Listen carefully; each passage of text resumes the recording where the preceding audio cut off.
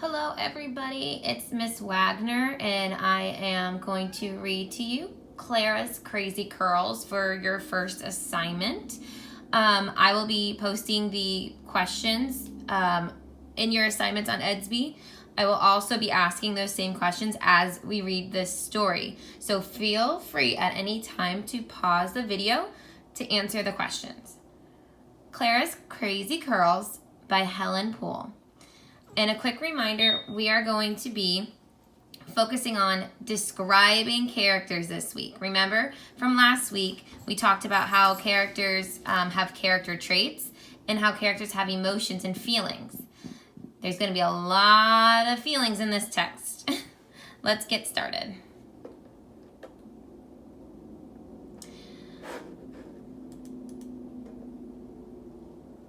Little Clara May was very, very small. But what was most extraordinary was her hair was really tall.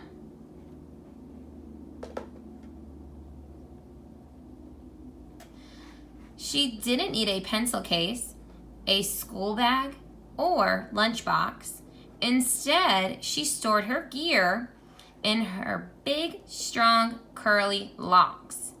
Now, before we ask our questions, what does this word gear mean in the text? Let's use our context clues to figure out what this word gear means. First, let's look around the word. She didn't need a pencil case, a school bag, or lunchbox. Instead, she stored her gear in her big, strong, curly locks. Now, with the word gear, before it, I see pencil case, school bag, lunchbox. Those all have something in common. Can you think of what they have in common? If you said that there's something, they're all something that we can use for school, that's correct. And going into detail, they even all hold something. They all hold something. So when we talk about her gear, instead she stored her gear. So her gear must be the things you would put inside a pencil case, a school bag, or a lunchbox. What are some things she would use at school as gear? A helpful hint is I'm looking over here at the illustration. What are some things she uses as her gear? If you said a straw, a sandwich, a cookie, those would go into a lunchbox. Good. A notebook, a ruler.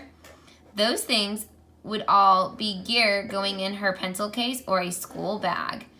Now, your assignment for reading is to answer 3 questions from pages 1, 2, 3, and 4.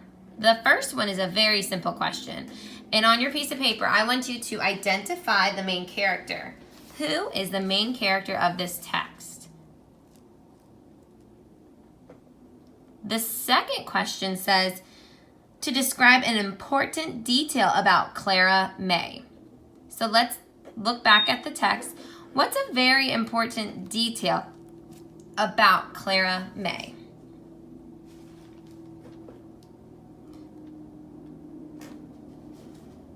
And then my last and final question so far in this text is looking at the illustration on page 4. How does Clara May feel about her hair? We can actually look at all the illustrations. How does Clara May feel about her hair? So go ahead and answer those 3 questions on your own sheet of paper and submit them into Edsby under the assignments for Monday.